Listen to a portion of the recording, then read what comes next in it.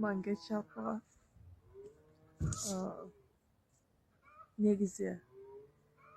Men jaylogo көчкөндө, жайлоодон айылга көчкөндө, анан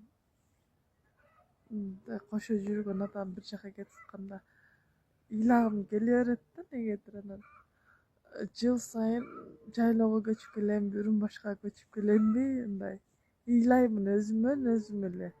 Мени эч ким урушпайт, эч ким дагы башка кылбайт негизи да эми. Ыйлагым келе берет негедир. Ошондой эле бүгүн деле ошондой күн. Не экенин билбейм, бирок ушундай да.